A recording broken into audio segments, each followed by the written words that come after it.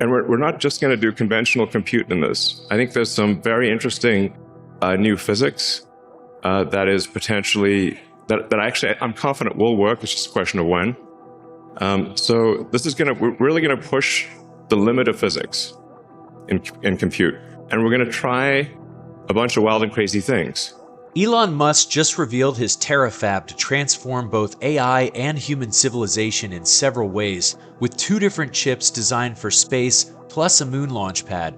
But what does this mean for your future? And is it really believable? Now, wouldn't it be amazing if you could buy a trip to Saturn? Or if you just have a trip to Saturn? I think things will just be free in the future.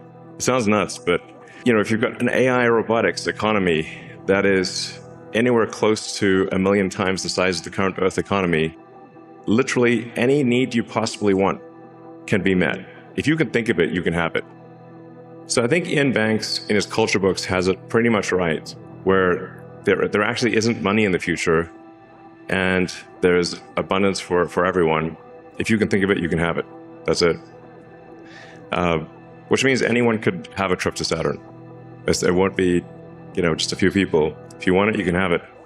This looks a bit like the opening in Idiocracy with Mike Judge. Unlocking an age of amazing abundance. Obviously the elements of that are sustainable energy,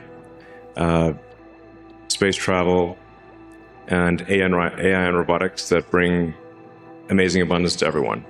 So the first question here is, why send AI into space in the first place? So as soon as the cost to orbit drops to a low number, it immediately makes extremely compelling sense to put AI in space. It becomes a no-brainer, basically. Moreover, as you go to space, you get increased economies of scale, and things get easier over time, whereas as you try to put more and more power on the ground, you run out of space. And here's a look at the bigger picture, starting with the Tesla Optimus for labor. So this gives you sort of just a sense of scale. We've got Optimus there, Optimus for scale. Optimus is about 5'11", so it gives you a sense of the size of the Starship V3 rocket.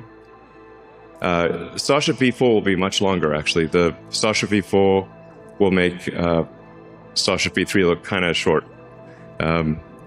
So we'll expand with Starship V3 to 200 tons of payload to orbit. Next, Elon Musk explains what this payload is and how it relates to the Terafab, with a jaw-dropping projection of what's coming. So broadly speaking, we expect to make two kinds of chips. One will be optimized for edge and inference.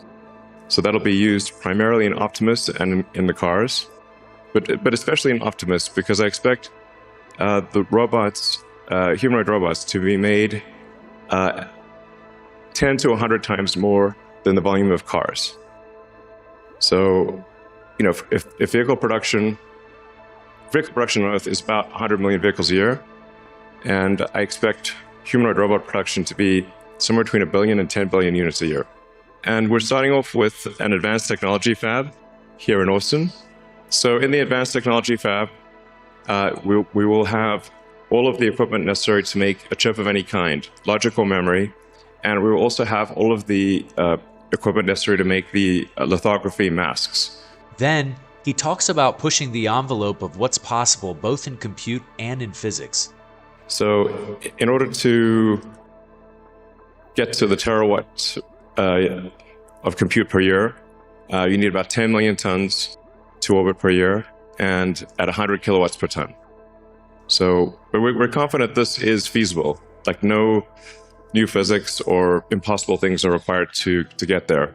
So I'm confident actually that SpaceX will get to 10 million tons to orbit per year. And then we need a high power chip that is designed for space, that takes into account the more difficult environment in space, where you've got high power, you've got high energy ions, photons, you've got electron buildup. It's a hostile environment in space. So you want to design the chip, you want to optimize it for space.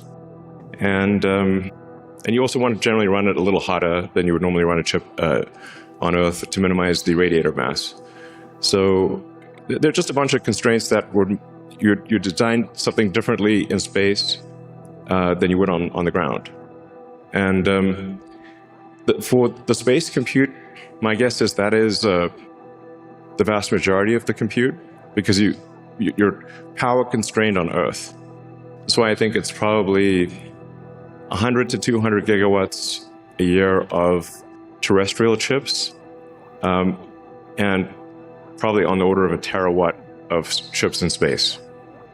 But how close is this future, and what are the implications for AI and humans?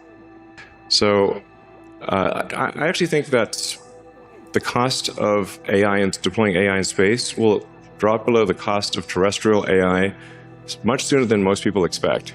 I think it may be only 2 or 3 years before it is actually lower cost to send AI chips to space than it is on the ground.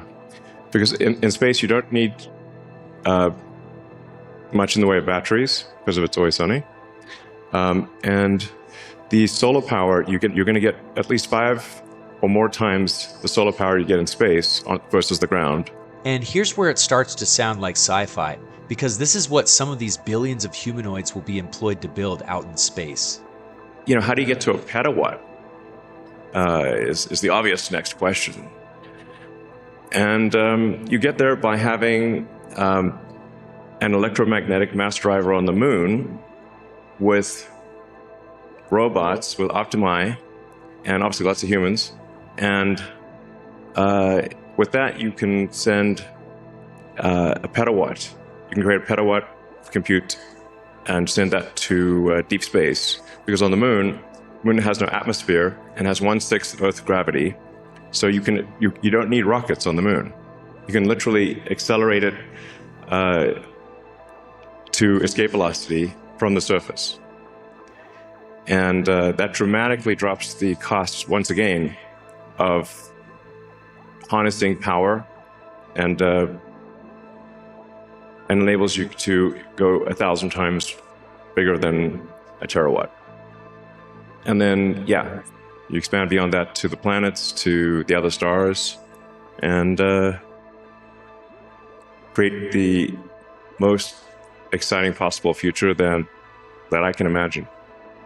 Anyways, like and subscribe, and check out this video for the latest in AI and robotics news.